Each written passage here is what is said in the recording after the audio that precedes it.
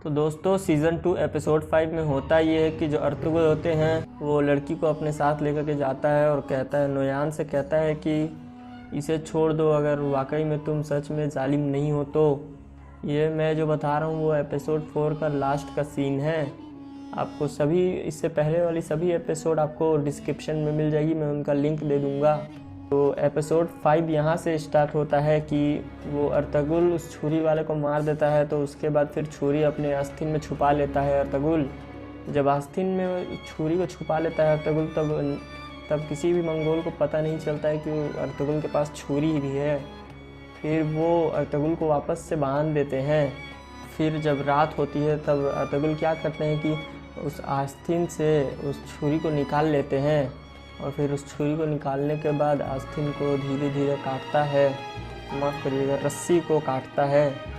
जब अर्तुगरुल रस्सी काटने में कामयाब हो जाता है तब अर्तुगरुल सोचता है कि मैं अब बच जाऊंगा और इस लड़की को बचाने में भी कामयाब हो जाऊंगा।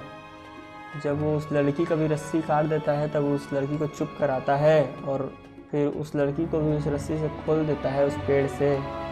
फिर वो दोनों भागने के लिए तैयार रहते हैं।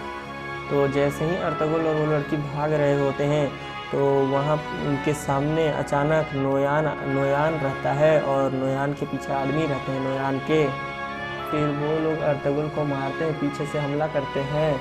फिर अर्तुगरुल गिर जाता है तो फिर वो लड़की नोयान से कहती है कि इसे मत मारो, इसे छोड़ दो, इसकी कोई गलती नहीं है, सारी गलती मेरी है।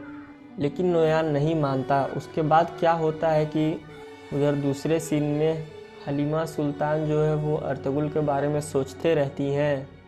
उन्हें ये फ़िक्र रहती है कि वो ज़िंदा है, वो शहीद नहीं हुए हैं, क्योंकि जिस तरह से गुलजारो आकर एपिसोड 4 में कहा था कि उन सबको शहीद कर दिया आग में जलाकर नोयान ने और शहीद हो गया मेरा भाई।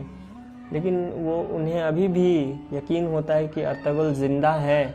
फिर दूसरे सीन में नोयान जो होता है वो उस लड़की को अपनी तलवार से मार देता है अर्तुगरुल के सामने और फिर वो लड़की वहाँ पर ख़त्म हो जाती है। फिर अर्तुगरुल वहाँ पे कहता है, अभी भी तुम्हें लड़ने का शौक़ है तो आओ तुम्हारे साथ जश्न मनाया जाए। फिर उसके बाद जश्न मनाते हैं तो अर्तुगरुल को वापस से बहान दिया जाता है। फिर उधर दूसरे सीन में ये होता है कि कबीले वाले मांग करते हैं कि 2 कबीले एक साथ आ चुके हैं तब जिरगा रखा जाए ताकि दोनों कबीले के बड़े बड़े सरदार आपस में रहेंगे, ये फ़ैसला हो सके। फिर ये बात होती है तो आलिया खातून और खुशनूद और आलिया खातून के बेटे जो तैमूर होते हैं वो होते हैं, तो वो तीनों आपस में बात कर रहे होते हैं और पूछते हैं कि वालिद साहब आपका क्या हुक्म है, आप क्या जिरगे में कहेंगे। उन्होंने कहा कि जो सरदारों का हुक्म होगा वही माना जाएगा, इत्तेहाद होगा कि नहीं होगा वो देखने की बात है, मैं हाइमा खाला से बात करूँगा। तो वो हाइमा खाला से बात करने जाते हैं। तो इधर दूसरे सीन में होता ये है कि अर्तुगरुल बहुत ज़ख्मी होते हैं। तो अब नोयान को लगता है कि अब मेरा आदमी इसे मार देगा, तो अब एक खेल करते हैं। तो क्या करता है नोयान की दोनों के हाथों में रस्सी बांध देता है और फिर उन दोनों को मतलब एक रस्सी में अर्तुगरुल और एक तरफ नोयान का आदमी, तो वो दोनों को बांध देता है और दोनों को लड़वाता है। तो होता ये है कि अर्तुगरुल उन लोगों को बहुत मारता है, उस बंदे को बहुत मार देता है, इतना मार देता है कि वो बंदा के खून निकलने लगता है और भी इतना मार देता है कि पीछे से नोयान के आदमी भी हमला करने लगते हैं। लेकिन फिर भी अर्तुगरुल उन सबको मारता है। तो फिर नोयान को समझ में आ जाता है कि अर्तुगरुल में हिम्मत बहुत है, बहुत हिम्मत वाला है, जो भी है हो, लेकिन ये बहुत ज़्यादा ज़ख्मी है लेकिन इसमें हिम्मत बहुत है, इसके अंदर ताकत भी बहुत है, ये किसी को भी मार सकता है। आखिर में जो नोयान का ख़ास सिपहसालार होता है वो अर्तुगरुल को मारता है। तो अर्तुगरुल को सर में मार देता है। तो अर्तुगरुल देखता है कि नीचे फिर छुरी गिरी हुई है। तो अर्तुगरुल गिरने का नाटक करके फिर वहाँ पर से छुरी को अपने हाथ में फिर धर लेता है। नोयान कहता है कि इसे दोबारा से बांध दिया जाए। फिर दूसरी तरफ क्या होता है कि उधर जिरगा होता है, जिरगे में बात किया जाता है, दोनों तरफ से बात होती है। तो वहाँ फैसला होता है कि जो भी फैसला लेना वो खुशनूद सरदार के खेमे में आके होगा। तो फिर वहाँ से वो फैसला होता है। तो लेकिन दोनों कबीले अपने अपने जिरगे कर सकते हैं और फिर जितने भी सिपाही होते हैं, जितने भी मतलब सिपाही होते हैं, उन सबको चलाना तैमूर की जिम्मेदारी दे दी जाती है।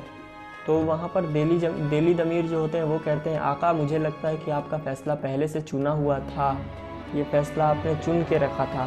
तो वहाँ पर तैमूर ये बोलता है कि एक तो तुम्हारे बहुत सारे सिपाही मारे जा चुके हैं और दूसरी तरफ तुम हमारे यहाँ पनाह मांगने आए हो और ऊपर से तुम्ही को सिपाही का ज़िम्मेदार दे दिया जाए, तो तुम्हें ये कहा जाए कि तुम सिपाही को चलाओ, तो ये ठीक नहीं होगा।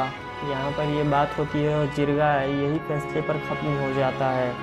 उधर अर्तुगरुल, जब अर्तुगरुल को बहुत ज़्यादा मार कर पेड़ पर लटका दिया जाता है, तब तो फिर इब्नुल अरबी आते हैं वहाँ पर और अर्तुगरुल को दूध देते हैं और कहते हैं ये लो दूध पी लो। और फिर अर्तुगरुल दूध पीते हैं। फिर वो अबराहा और अबाबिल का किस्सा सुनाते हैं और फिर किस्सा सुनाने के बाद कहते हैं कि ये ज़रूरी नहीं है कि हमेशा ताकतवर ही जीतता है, अल्लाह जिसके साथ है वही जीतता है।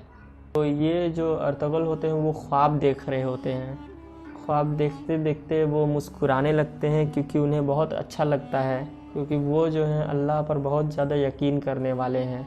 तो फिर अर्तुगरुल वो छुरी वापस लेता है, निकालता है, तो फिर रस्सी को दोबारा से काटने का कोशिश करता है लेकिन कट नहीं पाती है और जो छुरी है वो नीचे गिर जाती है और पीछे नोयान खड़ा होता है।